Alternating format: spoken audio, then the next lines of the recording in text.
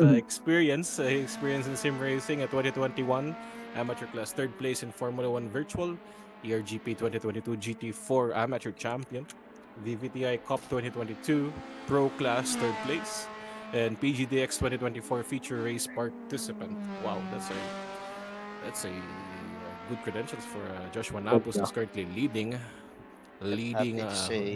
happy to say I've been monitoring his career, sim racing career. I was there when he first started, and he's currently part of my team, Coach Ragato. So he's back on a from a hiatus. I think it's about 6 months, but it did not slow his pace down. So good to see him back out there.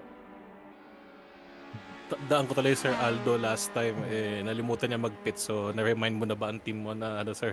Nung Don't pumasok worry ng pit lane. nasabihan ko na sila, pinagalitan ko na. Baka, So, baka they should bumaba ka na naman remember. dun sa, ano, sa paddock eh. Tapos, pumasok kayo. Anyway, we're seeing purple sectors from Joshua. Thanks, Earl. Should beat his own time. Are we going to see a 22? This is his Let's be last sure. chance for Joshua. Or I think they will be coming back to the pits right now because the amateurs at this time have been unleashed from the pits.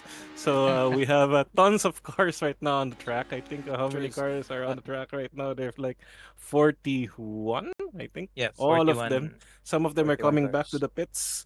So this is a chance for the amateurs to shine. Will they be able to match the pace ng mga pro natin? We will see about that. I think some of the amateurs really have the pace ng pros. Ito, napansin niya sa practice server. Ronaldo sa ano, camera.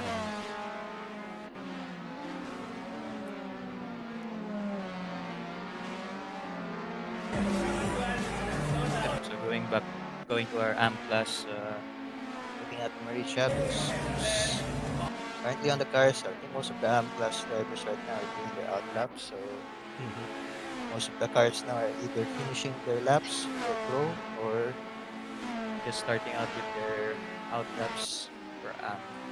So let's hope they make the most of the space because I think right now they're a bit close to each 41. other.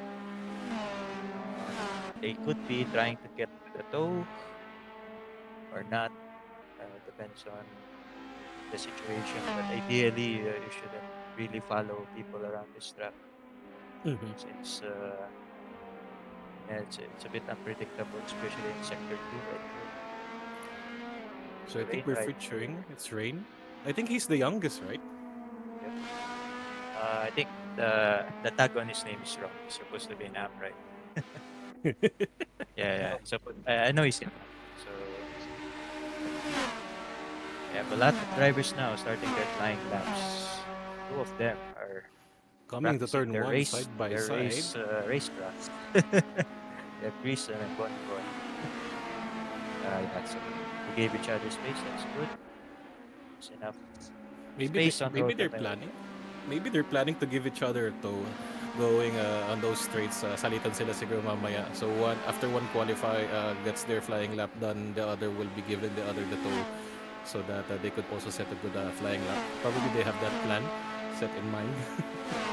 Yeah, it's possible, but you should keep in mind that there are also other AM drivers in front and behind you. And if Yes. you're going to move cars around, you have to take note of where everyone else is. Because if you slow down to let your quote unquote teammate through, you might ending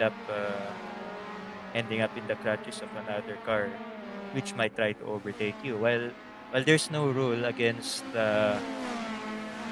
giving the tow or overtaking another car during quali, no hard rules. It's generally bad etiquette to overtake another driver, especially if they're on their own flying lap. So it's going to take a lot of strategy. Yeah. So let's see how it goes. Has anyone in the AM class already set their own time? I think no one has yet. No one has yet. I think they're coming in to finish the hot lap right now, and Kenneth Montemayor just went too wide and is on the grass. For sure, need to recover another lap. It's going to be a lap deleted for sure. He went off, so we have to keep his head down and let I was browsing to the history of Road America and saw that this corner named Bill Mitchell's Turn, I think this is Bill Mitchell's Turn, right? Or Bill Mitchell Bend. Formerly, there was a bridge there that served as one of the key landmarks for Road America. And as discussed earlier at the briefing, there's a shortcut that is seen somewhere near turn 5 now. That bridge, formerly there on turn 13, was removed to give way for an entrance for the paddock. So I think that shortcut that was seen on turn 5 was the road for people to go to the paddock. That was the access road for them. So it was quite unfortunate that I think it was only removed recently in around 2013, 2014. But I think it made things safer, it made things better because it removes some of the distraction. Eh, syempre, it's a kind of a blind corner, di ba? Going uphill. And baka mamaya, hindi mo alam kung ano mangyayari sa crest. And I think it made things safer, especially for those who plan to go to the paddock. And of course, for the drivers, for the competitors, as they go to the critical corner of turn 14. yes, makes it allows people to go in and out of the paddock without having to close the track. So I think we have our lappers now for AM. The top time for AM right now is Nino Gonzalez with a 2:25.1. So that's our best lap for our AM class right now. I think right now they're having a hard time finding their own space. There's cars all over the place, like 2 cars in one corner. So That would really yeah, affect your attempt. So there are like 20 cars are on the track right now. Wow. All of the pros have come back into the pits. So they only have 30 seconds left. I think they won't. Perhaps with the remaining time, they won't be able to make the checkered flag. I think this will be their last attempt. Yes, this is going to be their last lap, so better make it count. As you can see, Nino Gonzalez locking up and someone speeding behind him. Right there. So that one's lap is done. He has some cars in front of him. Not sure if they're keen on letting him through. Because as I've noticed for the Atlas, when they broke their qualifying laps, like they went up or something, they usually still go on race pace and not let people through. Ideally, you let people through when you're not on a flying laps. Yeah, Yan naman better. for So, as you can see naman, nakita natin na yan na magkakaroon ng separation dito sa amateur and pro because of the huge gap of being recorded dito sa ating mga qualifiers. And hopefully, magkaroon ng clean race yung natin, yung official race. And I think the checkered flag has been waved. Let's see what will be their times as they cross the finish line. So, tama ba yung pagkakaalala ko yung sa amateur, walang balas na nakalagay, no? Kasi I think some were expecting to have a balas so that may distinguish yung sino yung amateur pace at sino yung pro pace. So, dito, equal sila, no? May balas din yung yung top 3 nung top 3, yeah. podium nung last. We have a Top success only. ballast, pero wala tayong class ballast. So Walang all class classes ballast, have the okay. same car. Have the same Except car, yes. to differentiate between the drivers, we implemented the tags. So anyone na may names on top of the car should be able to see, so they can strategize if they're going to let this person go, or if they're going to overtake this person. Kalaban pa natin. So I think one amateur competitor has stood out of their pack. Kenneth Montemayor, provisionally on P3, and he is, I think, he's the only amateur within the top 10. So he has edged out Sean Afalia, Michael Velasquez, and Alonso Lacambra for that position in P3. Josh Wanabus, I think, has secured pole position with Luis de los Reyes following suit at P2 with a 2:23.39. So I guess Joshua was able to set 2:22 as you expected, Sir Aldo. Yeah, and it was on his last flyer lap as well. So very good effort from Joshua, who's only been here back in Road America after a long time. It's kind of like also I'm also happy to see Sean Afalia within the top 10. Yeah, he's one of the fellow drivers that we have in the Vector project.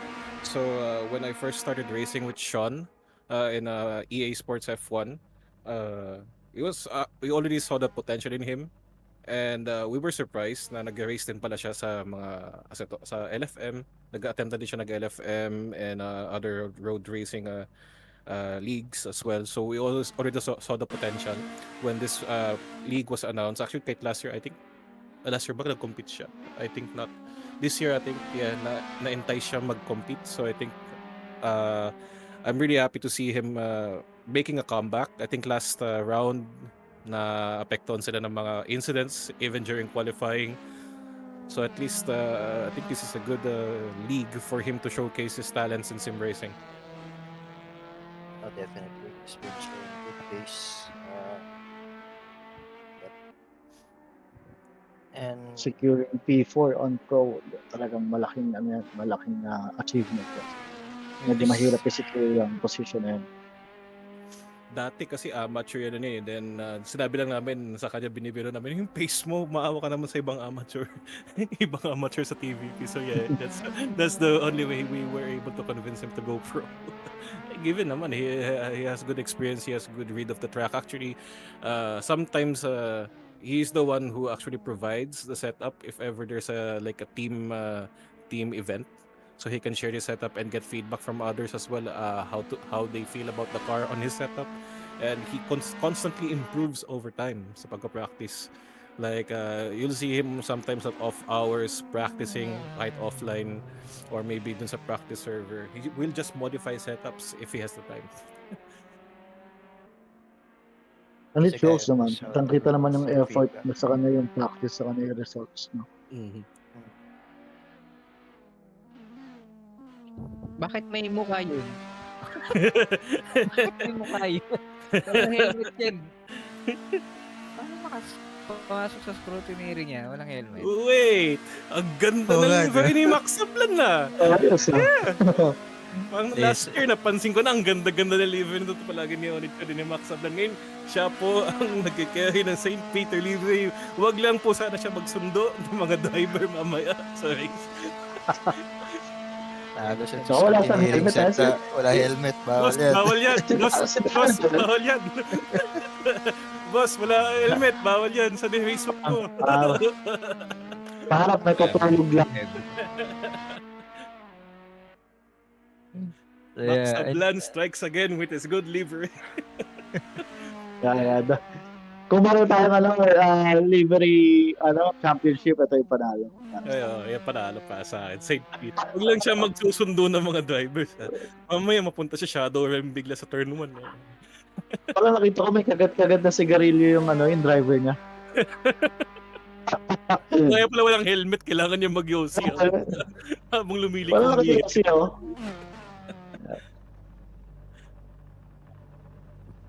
Sir Da, paano yan? Walang helmet. Anong gagawin natin dyan? Hindi ko yan, hindi ko yun. Nakyo-yoshi pa eh. Punta ata yun eh. Tawag sa principal sa office mamaya. Ba't wala kang helmet? Because qualifying is incomplete and we can now say that Joshua Nabos is in pole position, followed by Luis de los Reyes in P2. Kenneth Montemayor, the only amateur within the top 10. He's the amateur leading the amateur class in the top 10. And P3, Sean Hafalian P4, Michael Velasquez on P5. Alonso Marcos Lacamba on P6, Roy Numeri P7, and James Abse P8, James Malubay on P9, and the other amateur in the top 10, Rainier Castile.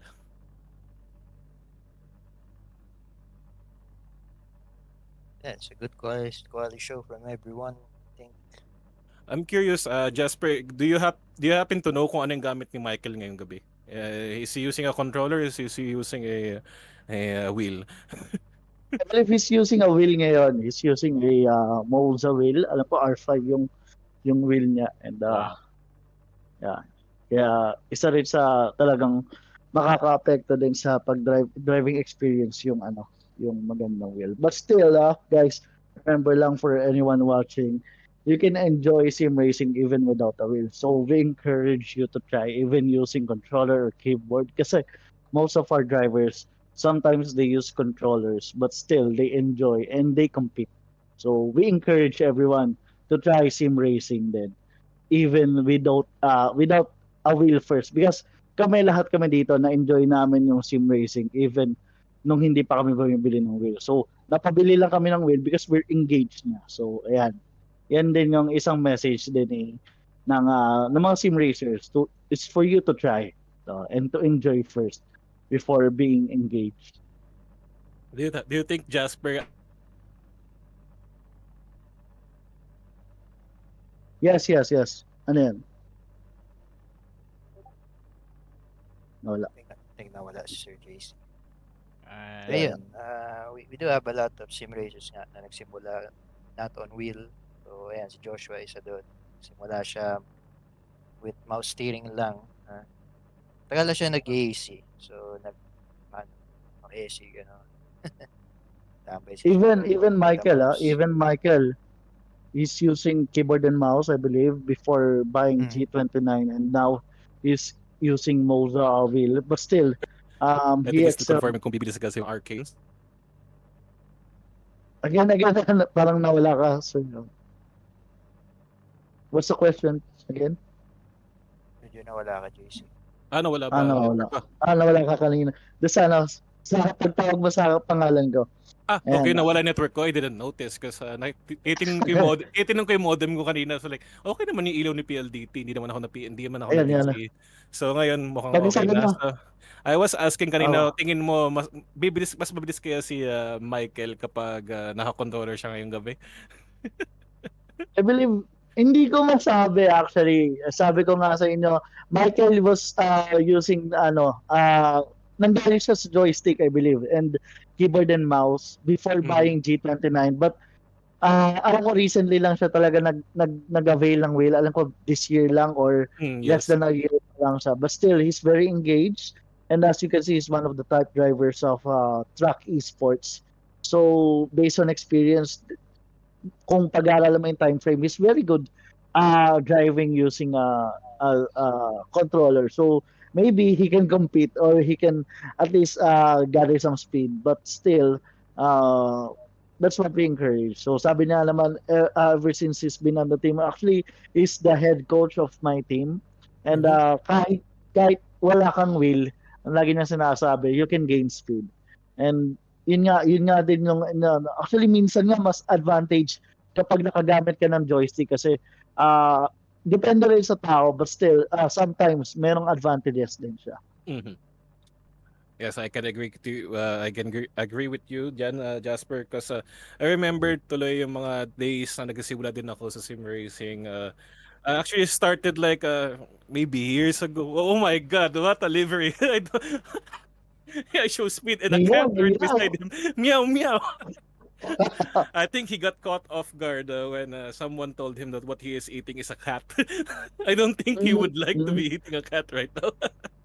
Na, very traumatic sa kanya hanggang sa ibang bansa nagmay-meow sa kanya napapatigil siya. Napapaisip siya kung ano yung kinakain na talaga. So going back to I remember those times when I was young. Yeah, when I was young, sobrang tanda ko na ngayon sumasakit na yung likod ko. So when way back when I had my PS1, so I started out like in Colin McRae Rally, and yeah, I was still using a controller back then.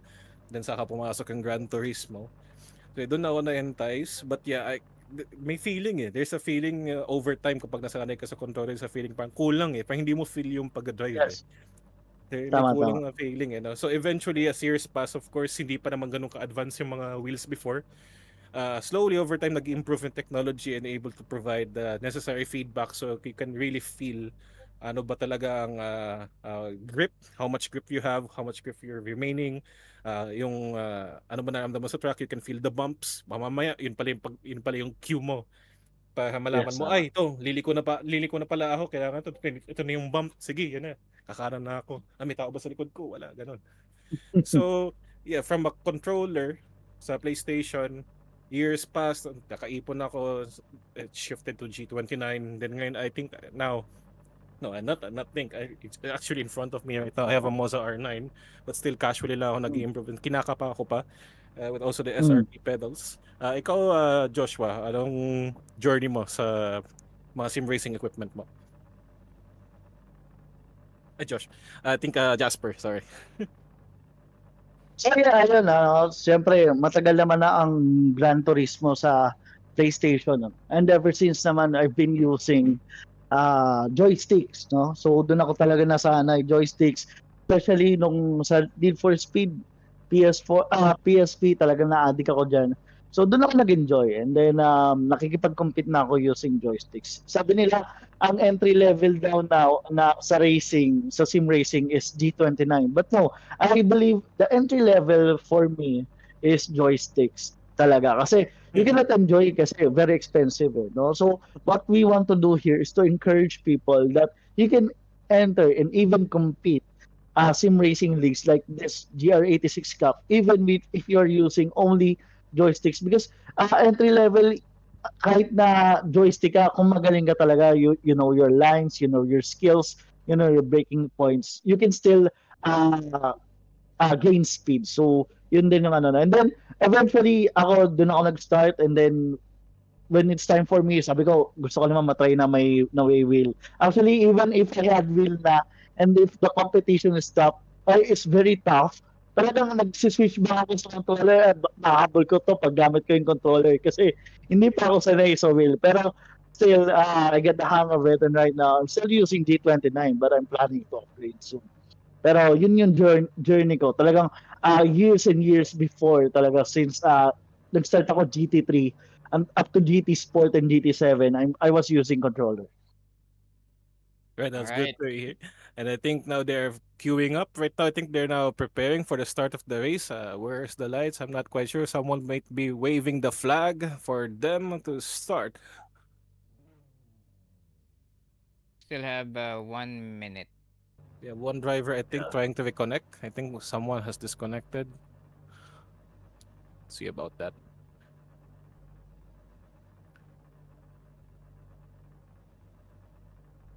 Errol Bien is trying. Hindi. Pagulat tayo, sir. Bigla nagmanet. Hindi ko mapindot tong isang iyo. Okay. Ay. Ikaw pala, Sir Earl. Hindi.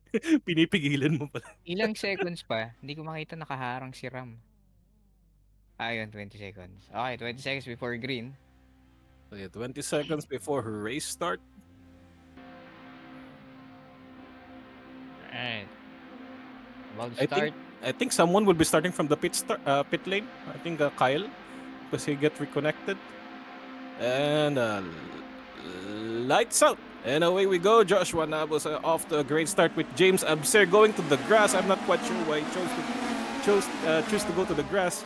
But we have like 40 cars running in the grid. And I think there are some incidents already on the way in the live timing screen right now. And some have crashed, some have spun out. I'm not quite sure now. Kenneth Montemayor of the amateur class taking the lead from Joshua Nabus. What a surprise.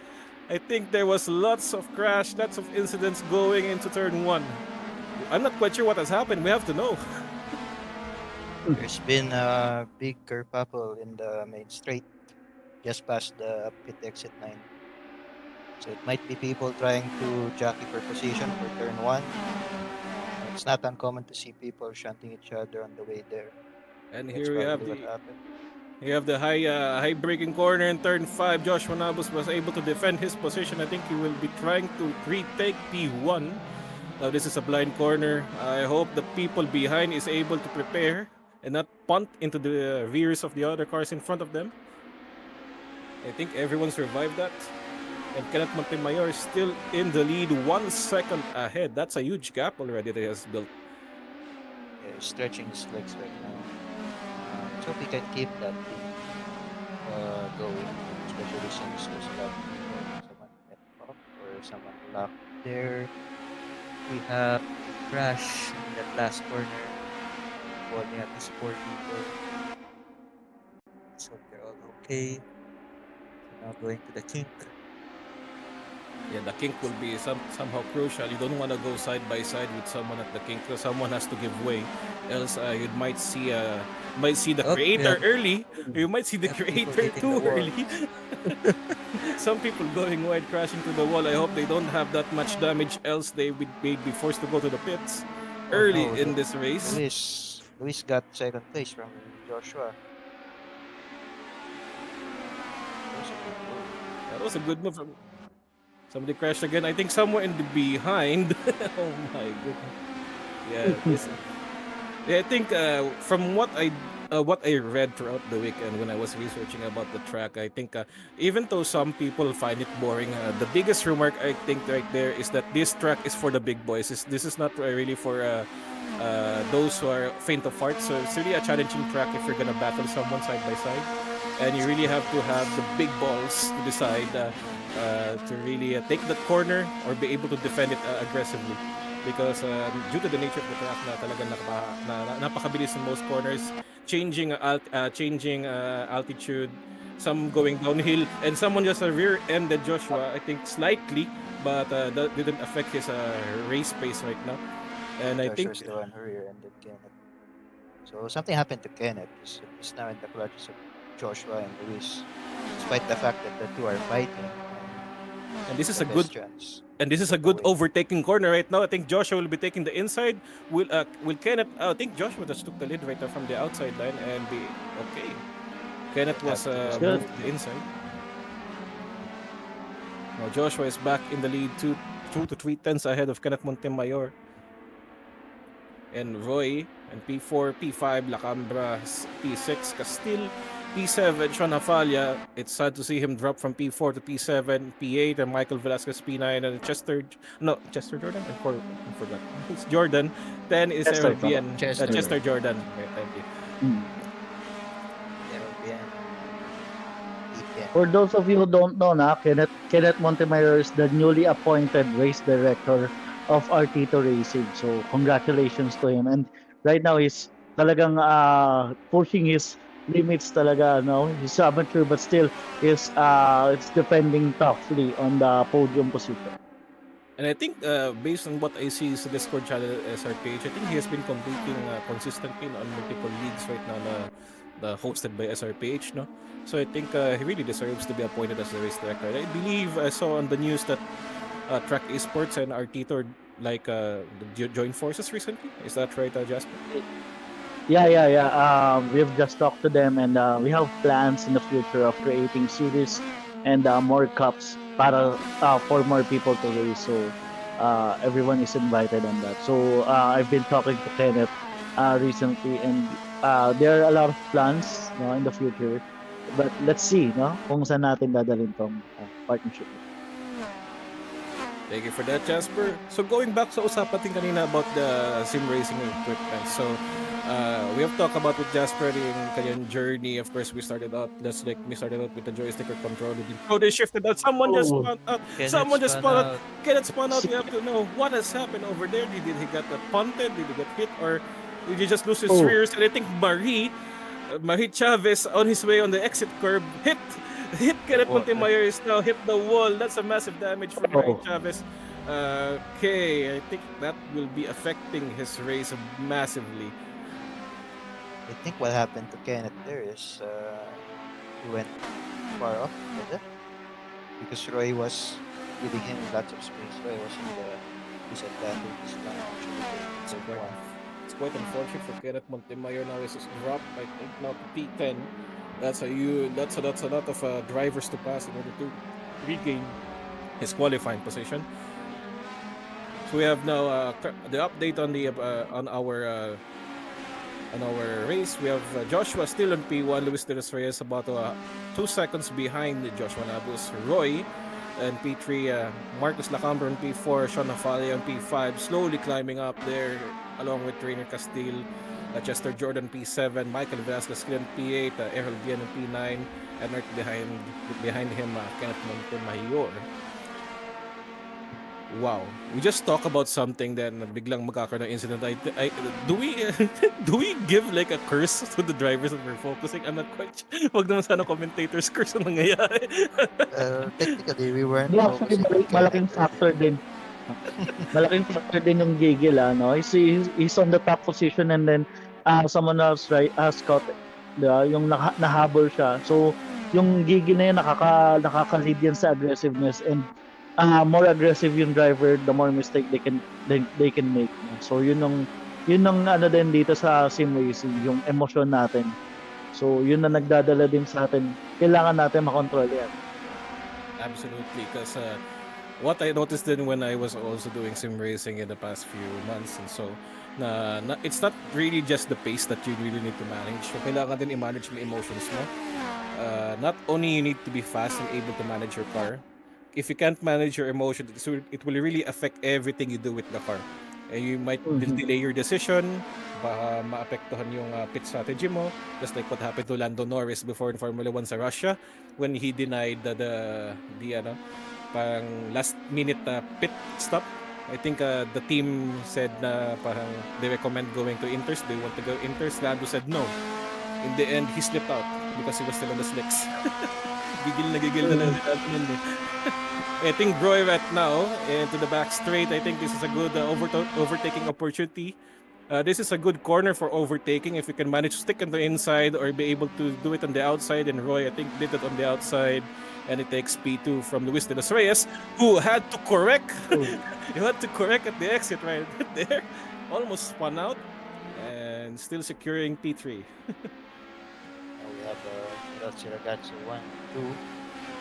Let's hope they remember to go to the pits this time around. Baka bumaba Pit Sir up. Aldo.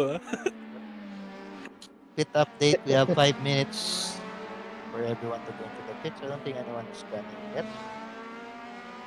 Yep. Well, No one is so yet guys, at the pits yet.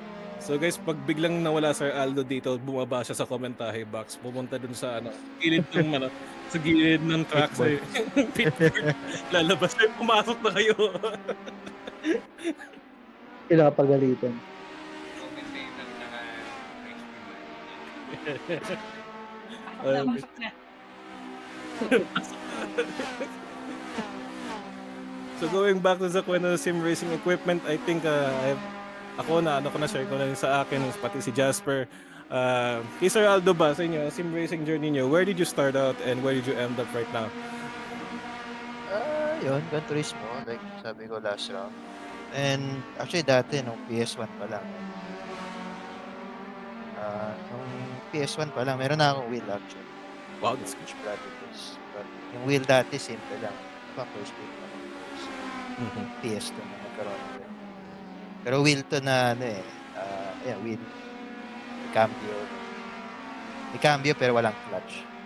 Wala pa naman clutch. Same na. So yun. PS2, may wheel din ako. Yung Gran Turismo 4. This time, wala lang cambio. So parang paddles na. To shit. Yeah. Yeah, I think people are starting to come into the pits now to serve their mandatory stops. So, a lot of people going down the grid order. I think the top 2 leaders have all gone into the pits. Naalala yung sinabi mo pala, Boss Aldo eh. Hopefully, they also thought kung saan sila lalabas. Kasi yun din kasi yung issue. Importante. Right now, the field is very spread out. Like, walang part ng track ngayon na walang kotse.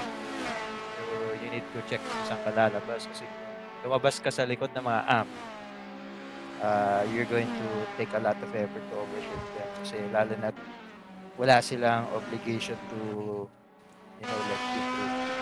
Una, hindi sila nakatingin sa'yo. So, they don't see the tags behind them. So, talagang overtake ang masunod. You can see Sean here doing overtake. Sa lakas ng slipstream, they don't need to dive actually sa turn 5. Makalapit lang sila after turn 3 and they got a good exit time kahit Kenneth, isa na ba? Ayan, Kenneth. That was a good move.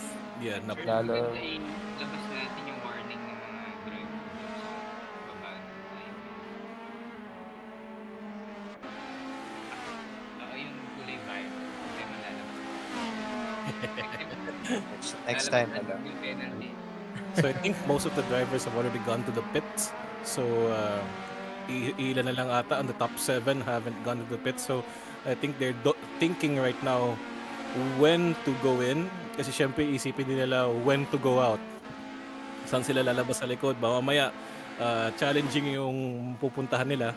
They will have a hard time climbing up their ranks again. Well, this will be the last chance for most of these. I think Luis is coming in. Yeah, he's coming in. Michael needs to come in as well. Yep, I think he's coming in too. Looking to the map. Yep. People in front are coming in because there won't be enough time for the next lap. Mhm. This is the last chance to do I it. think Luis de los Reyes came into the pit along with Errol Bien, Michael Velasquez. I think James Malubay. I think the top 7 are now coming into the pits.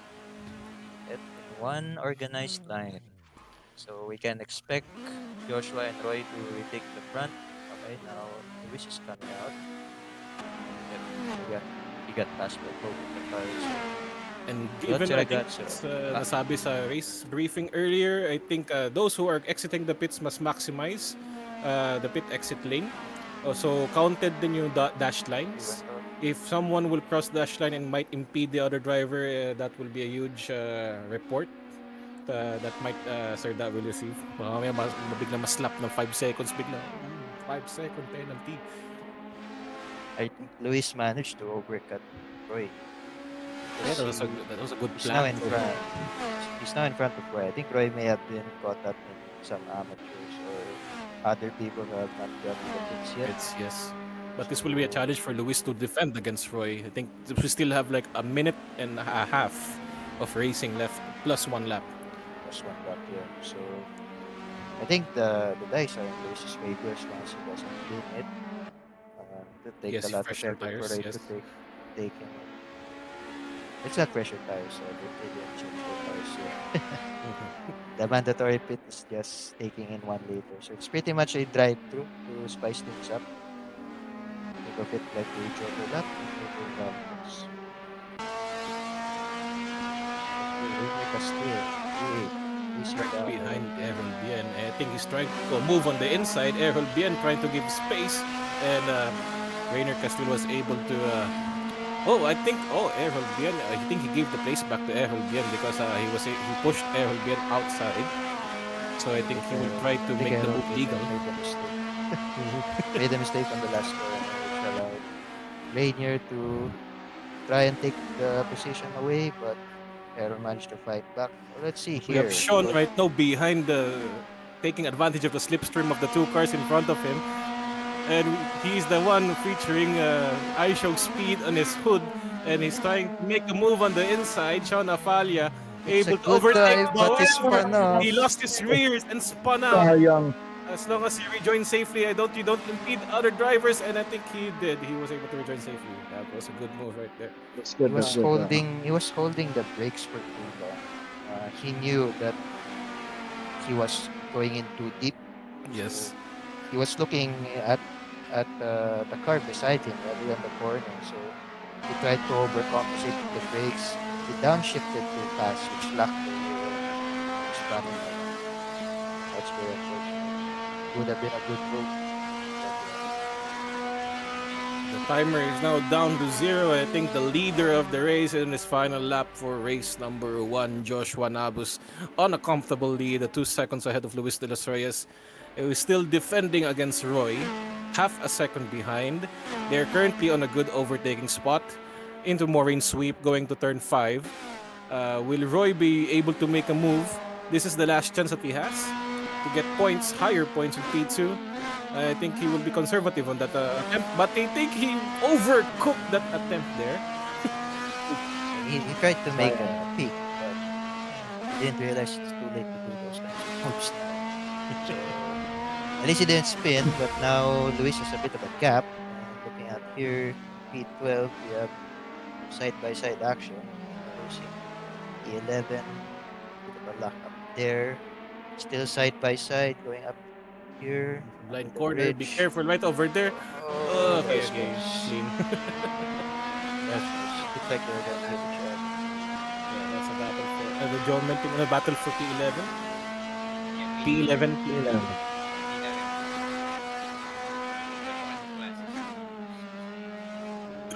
This is a mixed class, everyone, so those who might be confused. This will also be sorted out later on after the race. So this is a multi-class race, so pro and AMs are mixed here on the standings, but the final standings will be by their classes. I think Errol Ben right now was able to. Oh, what a move right there from Errol Bien going to Canada corner, overtaking Michael Velasquez for P6. Just as long as he sticks it, doesn't spin out of the exit curbs. And in turn 14, Mitchell Bend. I think Going Dion to is the about to final cross the corner. line now. Ganda lang overtake niya. Joshua I Nab think- is about to cross the line and take P1. P1, Luis De Los Reyes able to defend for P2, followed by Roy in P3, Marcos Nakamba in P4, Chester Jordan in P5, Errol Bien P6, Michael Velasquez. I think there was a last minute There's one overtake. more. Wait, There was there's last- one more. Yeah, wala pang checkered yung leader wala board pa. natin eh. Wala. May isa pa, may isa pa. May isa pa pala. Yeah. There's one more Yeah. chance. May isa pang lap. We got confused. I'm Yeah, we sorry got about that, confused. everyone. Too much excited eh. Too much racing. So, one last Got chance to confused. gain speed and positions, guys. Roy, I think this is his last chance right now. Into this, going to turn 5, heavy braking zone. Coming close to Luis De Los Reyes. Locking up Whoa. slightly, but able to save the car. Not spinning out, not losing time. Still giving pressure to Luis. And I think there's several more corners where that is a good overtaking zone. That will be a challenge for Luis. While Joshua Nabus is just relaxing in front, 3 seconds ahead of them. Very comfortable for that position. Talagang he works hard for that. Talagang hindi mahirap abulin. Here we go, Luis and Roy right now in the carousel. One of the toughest corners to manage. Either you modulate your throttle, or you lift. Now onto the kink. The fast right-hander. Don't go to the grass, else you might slip. Onto the back straight after that, going to Canada corner. Will Roy dive? I'm not quite sure what his attempt will be here. Luis moves to the middle and to the inside line to defend his position and is able to stick it in. Roy oversteers a bit. Roy oversteers a bit, almost died. He was able to save his car. I think he will stick with P3. I think he will be happy with P3 right now rather than losing P3 to other racers. He oversteered. With the temp, pero nag-oversteer. Nagsobra yung push niya. Oh. Joshua Nabus crosses the line, takes P1. Luis De Los Reyes able to defend against Roy for P2. Roy in P3, Lacambra P4. He's now crossing the line. Chester Jordan P5. P6, Errol Bien is coming now, followed by Rainier Castile. P7. Oh, Michael Velasquez dropped behind, so James Mloba takes P8, P9 by Simon Gak, and Jomal Pingol in P10.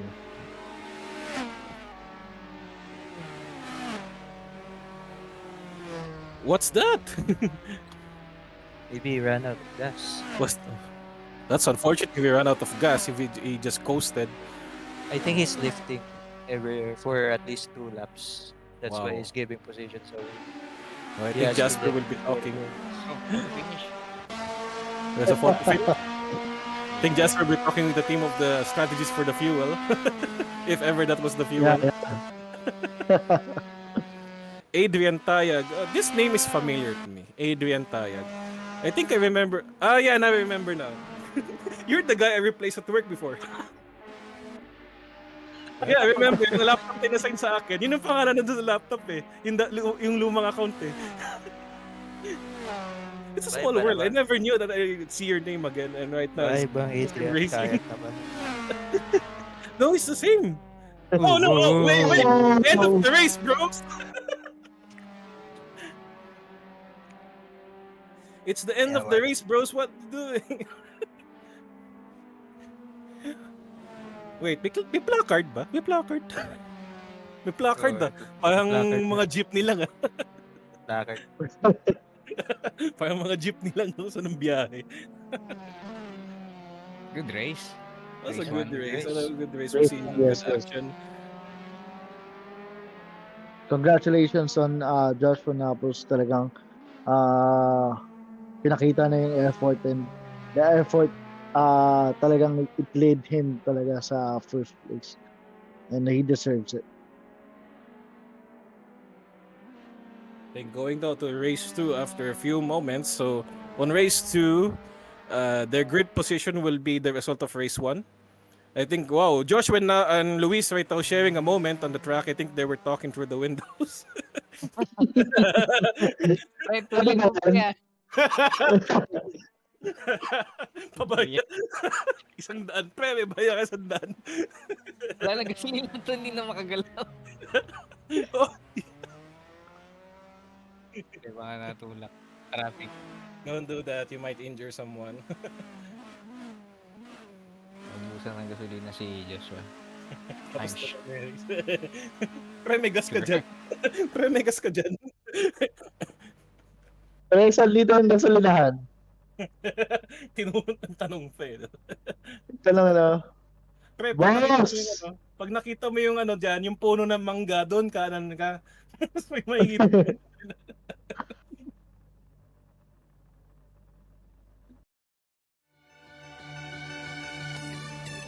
See you guys for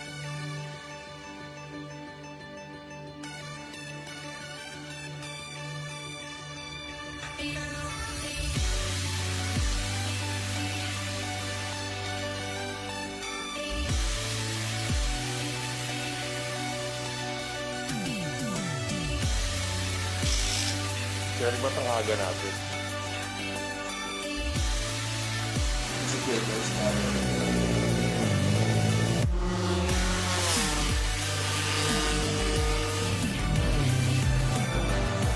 Go down! Palagay ka muna! This June, RibbonArc Motorsports is partnering with Pinky Parts PH and Sim Racing Philippines to join the Petron Makabayan Cup Endurance Race Challenge Series at Clark International Speedway to join the 4 and 12 hours endurance racing. So last year, we joined the Bonifacio Cup Endurance Race Challenge. We were using the old 4AF setup of Tasha. And now, for this endurance race, we will use the 4AFE, just fuel injection, obviously, to be in par with other cars in the same class we joined, which is Open B. We will now be using 2 cars, Tasha being the other car, and this one is called Rela. Rela has been fitted with better engine, better hardware, better suspension for the more experienced drivers at RibbonArc Motorsports.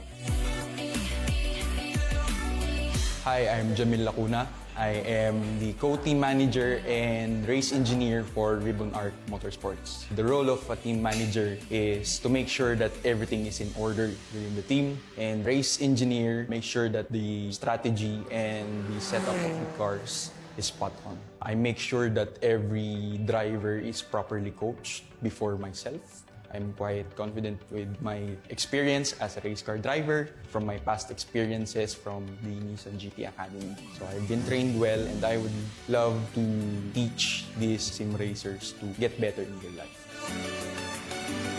Before kasi, last year, yung kay Tasha kami actually na pinaka-slowest car sa grid. Luckily,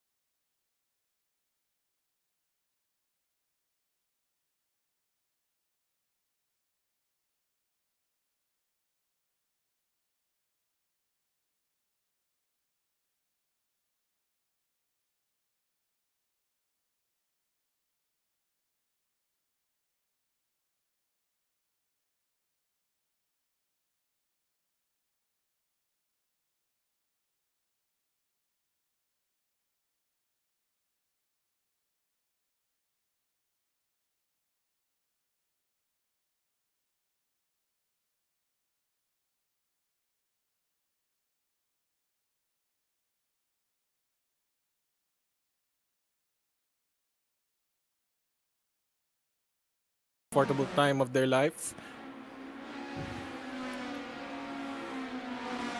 I think Joshua is stretching his legs right away, while everyone else is facing each other behind him. So we have a large pack behind us. So yung break ba ni Joshua ba, partida lang ba niya yun sa iba? Lakas eh. No? Para may fighting chance pa. Oh, right. An overtaking maneuver right there. Errol Ben overtakes Jomel Pinggul. Going to Canada corner. Jomel Pinggul taking a risky dive right over there, but I think he made it stick. He made it stick. He takes defensive dive, rather. He took the position back after getting his first hit. I think we have a sticky situation right here between positions 5 to 8. Oh, positions 5 to 7. I think Jomel almost hit the rear of Chester Jordan, but they're still safe right now. Going to turn 1. This is one of the longest straight. Actually, this is the longest straight on the track. This is approximately 2 kilometers long, but with an uphill battle at the start. It's also the game part, but yeah. Also going inside. That's Marcus. Oh, this is really tight battle, 5 to 7. People jockeying for position, switching places left and right. You can see another move coming here to the third fight. The slipstream double in effect. That's what they try. Covering the inside, making sure no one dives in. And no one dies out. Dies. No one dies. As long as no one dies. As long as no one dies. Okay. Zero will be pretty behaved. Naka-ready naman ako sa Twitter dyan. Kasama sa race. Sana si Max. Speaking of St. Peter. Kaya siguro malayo siya, hindi siya magsusundo eh. Wala siyang balak right now is in 21. P21. So, doon nata siya magsusundo sa likod. Well, to be fair, the grid is still pretty packed tightly. I think from P1 to P... Wow, Max Ablan making a move right on the inside, but overcooked. He went a bit wide, so it's a chance for the car behind him to make a good move at the exit. But I think he was able to make it stick. Did he? No. He lost too much time on the exit over there. Mike Velasquez right now currently in P12. He dropped places right now coming from a strong qualifying start. I think he kind of like punted behind the rain. I know, it's Emmanuel. Going to Canada corner. This is Canada corner, I think. Yes, Canada corner. Canada corner, going to Bell Mitchell's end. Will there be an overtaking? Max is really weighing him down. Medyo malaki yung difference ng performance niya from race 1. From round 1, rather. And we have an incident right now. Jomel Pinggul spinning out of turn 14. What has happened? We have to know. I think he stopped in the middle of the track right now. He needs to get out of there, else he might come in contact with other cars. I think this is a good recovery. Nice. But that's a lot of pace. Malaking damage yun sa kanya. That's a huge damage. I think also Michael got affected right there. I think he had damage as well.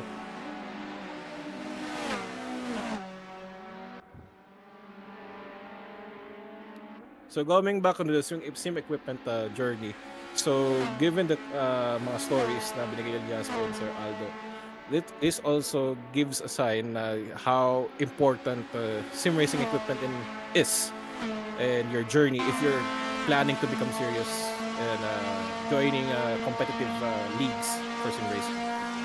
So eventually, when you start out with sim racing, actually, I agree with Jasper pag sinabi niya na joystick ang magandang simulan because of course, that's where you want to start. It's an arcade. Sa arcade, diba? Usually arcade games or sa World of Fun o kaya sa Quantum, yung mga racing stations doon. Yung iba dyan for sure, naglalaro ng wangan. Doon sila nag-start out. And given limited pa yung equipment before, we're only able to play saan ba? PlayStation, sa GameCube. May nakapag-GameCube ba dito? I'm not sure. Xbox. Until eventually, PSP, yes. Yung iba nag-mobile pa ngayon sa mga Android or iPhone. So, eventually, Meron. ano bang mga games doon? Nalimutan Car ko na. X. Meron Parking. racing, car X party player. As a auto racing, actually, if you want to consider being serious, you want to try sim racing. As a auto racing is a very serious sim racing platform in mobile. So you can try that out. Talagang nag-update sila and it's comparing to other mobile games na focus on racing, it's very close sa sim racing in consoles. So, try it out, guys.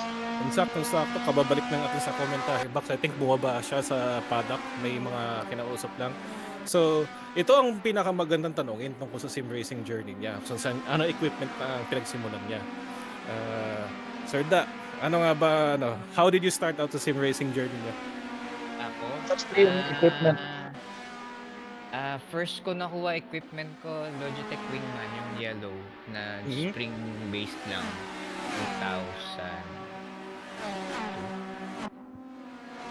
2002 yan. 2003. PS1 Yeah. era. Pero PC na ako noon. Mhm. And then, PS2 sa naman. tinagal na yon hanggang 2009, 2009, tsaka ako nakakuha ng Logitech noon. Mhm. And then, after no, nakuha ko yung nakapag G27 ako. G25 na ata yun. G25, 2000. Way up the gas. Part of the road. And right now, yung equipment ko ngayon, Sir Da, I think, Alhambra, Dive. going to right inside. Got hit by the switchback.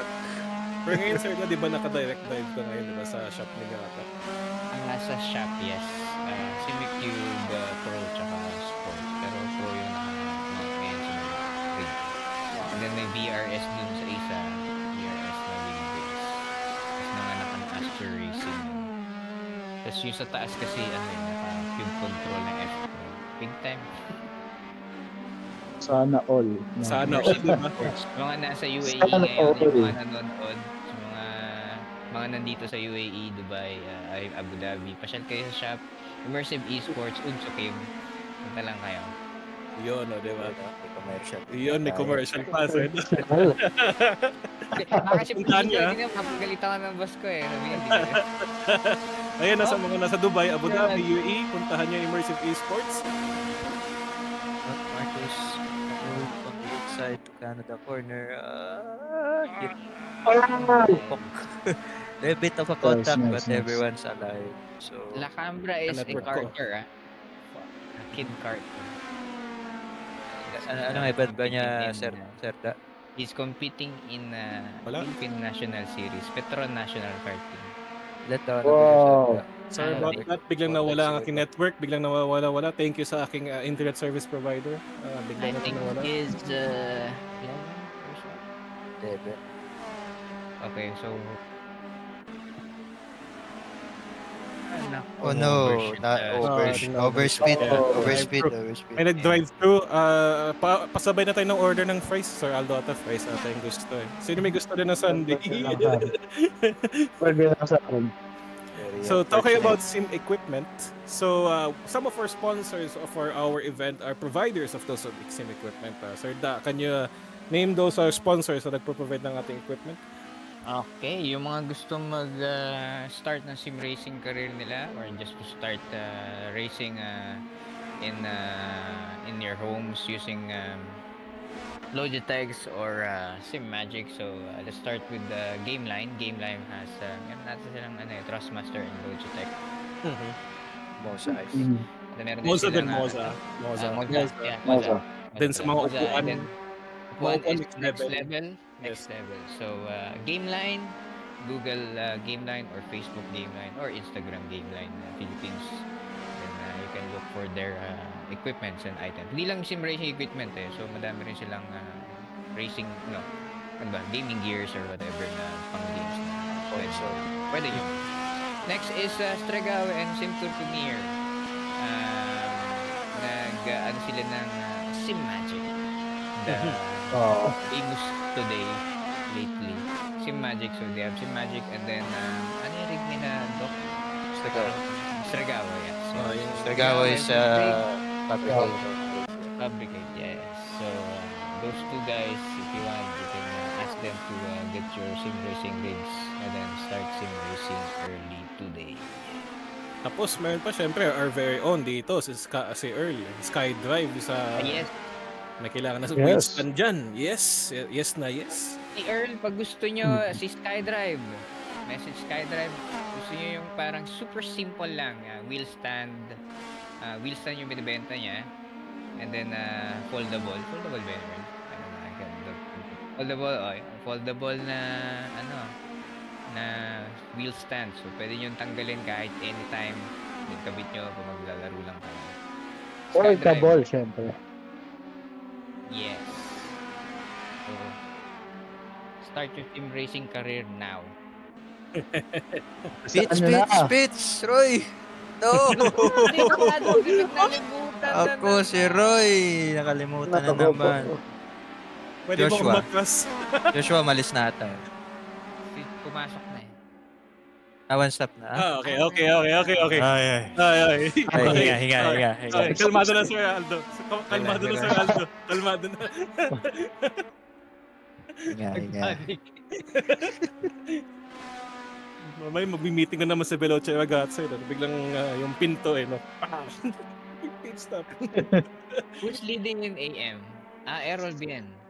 No, Kenneth. No, Kenneth. Montemayor is leading AM right now. I think they have swapped positions with Errol Bien recently.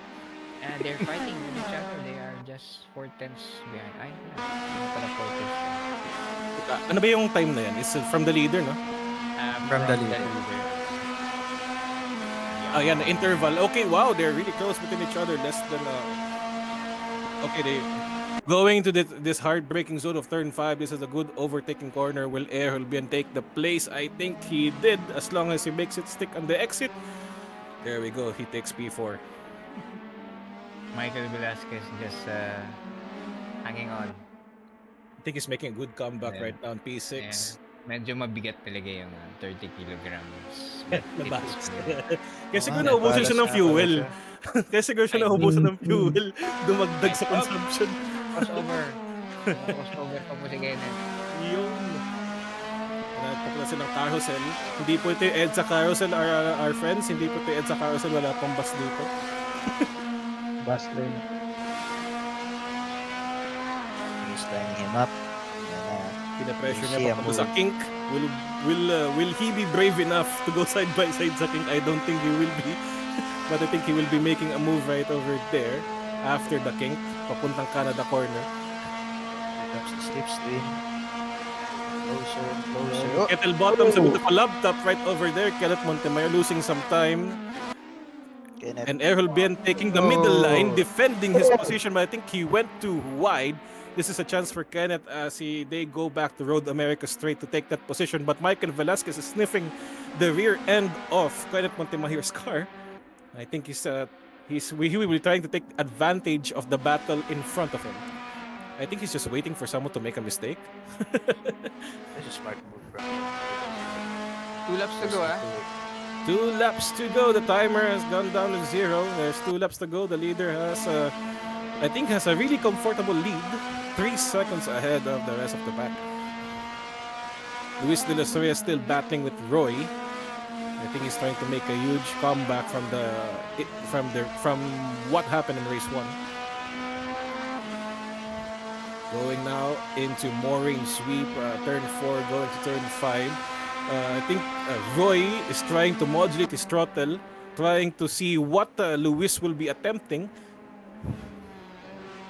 And it's now going to the inside, Luis on the outside, and Luis tries to defend from the outside, going too wide onto the grass, and he sticks it in, maintains speed. I think he overtook for P2. Yeah, he had to squeeze Roy there to keep him from getting any options. So I had no choice to follow him inside the bird. Now Errol Bien, Michael Velasquez, and Kenneth Montemayor in a tight situation right now. Michael Velasquez just waiting behind while Kenneth and Errol are battling it out, trading paint as of the moment. Going into and he wanted Kenneth Montemayor slightly right over there. Ganda ng Oh, bawi na Errol, lang. Errol, Errol going deep. Errol, I think should give the position back. I think he just did. Going to carousel, I think Errol will be re-attempting in kink and kettle bottoms again. Roy and Luis, as of the moment, as it is approaching Canada corner, Luis is leading in the inside line, tries to fend off for Roy, and I think how many laps is remaining? I think one more lap. One more lap. This is Roy's chance, I think, to overtake Luis in the final lap. Should do it in the box. Errol Bien, Oh, as of yeah. the moment, is still battling Kenneth Montemayor for P4. Going into Bill Mitchell's bend onto the final turn, turn 14, which is a crucial corner for overtaking and getting a good exit speed. Takes the inside line, takes the apex. I think he just went over the curbs right there. I think he cut the track. I'm not quite sure what real penalty gave out, but he's still behind Kenneth. We have a lot of option here. You don't know where to look. Top 10. How about we see the position 9 and 10 right there. I think they're battling for the final places for points. We have James Malubay and Abser really close within each other, and also Rainier Castile in the picture. Into Carousel. I think this is Carousel. Oh no, this is turn 1. Turn 1. This turn 1. Malubay going wide. I think he almost lost it on the rumble strips right over there. Rainier Castile able to maintain a P8. Going now to more rain sweep. Daming panoy. We don't know where to focus, folks. I'm not quite sure what we're trying to watch right now, but I think the action between P2 and P3 is tight since race 1. And I think something happened to Errol. Errol's gone. he's dropped back. Yeah, I think. Rubio. Ethan Rubio spun out. But Errol is now in P7, Yeah, something happened. and Michael has Probably- overtaken Kenneth. So I think something happened between the two. Yeah, probably something happened. Malalaman na lang ni Sir Da mamaya yan. Maybe Hindi tomorrow. mamaya. Tomorrow. Tomorrow. May messages na lang Sir Da. Bubuksan ni Sir Da yung Discord niya. Daming message. Wild yung races. So, Sir Da, silent mo muna yung notifications para hindi ka may storbo kung matutulog ka. Mamay, mahilig mo lang yung phone mo. Final lap nga. Yeah, final lap. It's the Final lap. final lap already. I think Joshua Nabus right now in the final corner. I think he's just relaxing. He's not It's a pushing Sunday too drive much. for him. It's a 6 seconds, 6-second lead for Joshua. And this is a good race so far. After this race, I think he will be leading the points. Not quite sure, but we'll see later on. Nabus takes P1, followed by Roy P2. Luis de los Reyes in P3. Wow, that's a good race right now for Veloce Ragazzo. Aldo right now is really shouting in joy. Michael Velasquez, a good comeback race on P4, followed by Kenneth Montemayor, half a second behind P5. Chester Jordan P6. Errol Bien on P7. I think they're about to cross the line any moment soon. Good race from the Forza Philippines, guys. Rainier Castile P8. Upstairs P8. James Malubay P10. James. What a good race. How about the people behind? I think Nino Gonzalez is about to cross the line. Yes, he did for P17. Adrian Tayag. I haven't met you, but your name appeared on my work laptop before. You're on P18, P19, Marcelo. Another Mercado and P20. Ethan Rubio P21, Denver Abad P22, Shanta Oy, yeah, shout out to TVP guys, P23, Alan Tino, Chris Tino, P24. P25 by Kailar, P26, our St. Peter guy is in P26, wala siyang sinundo mga kaibigan. Sir Mahi, P27. And P28 is Carlos Miguel Yabut, what did you do?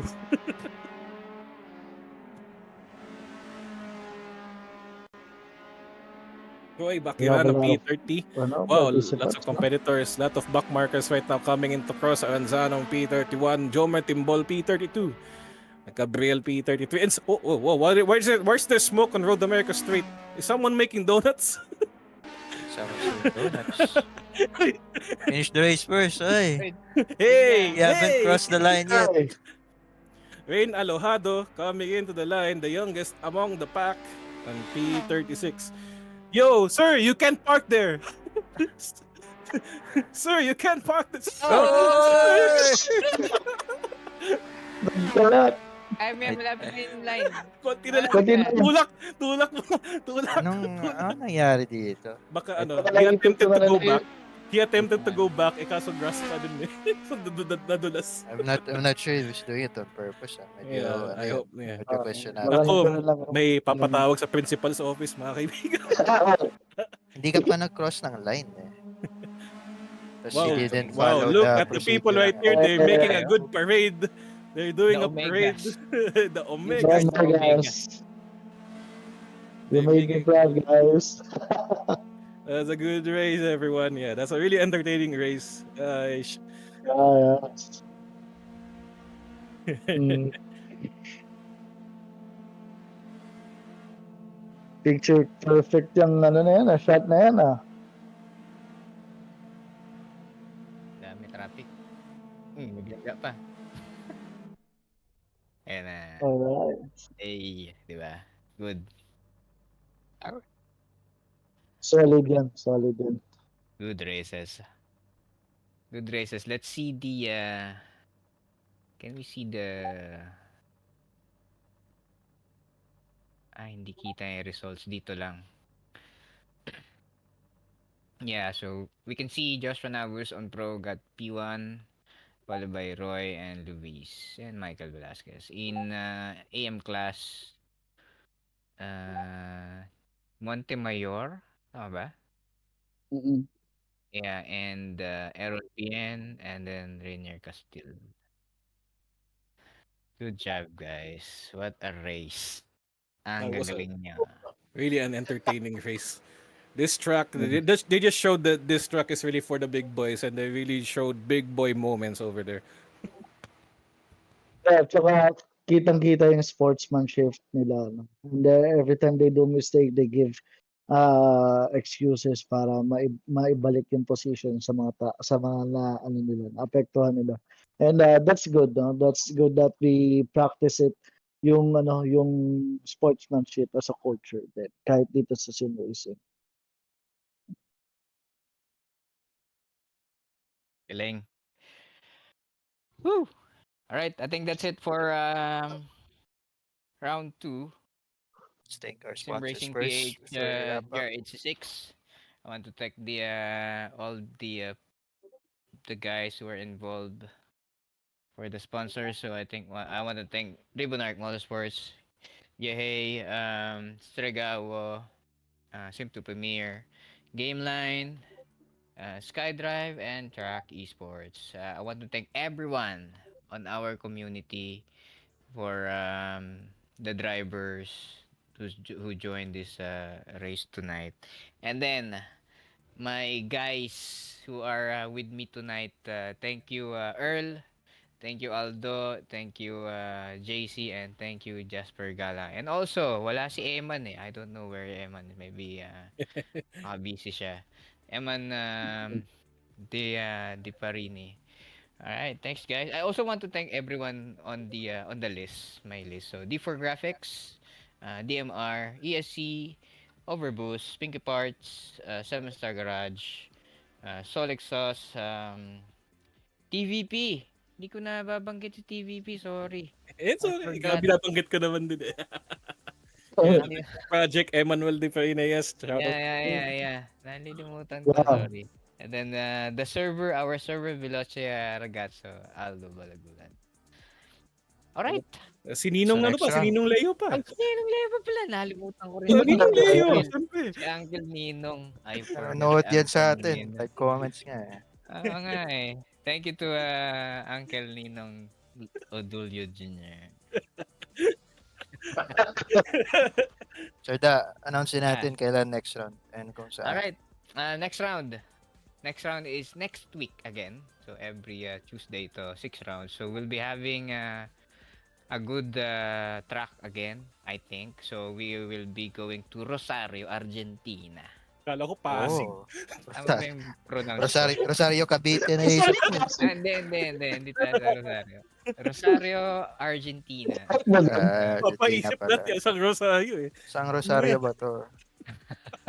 Unknown track for most of the drivers. So that will be next week.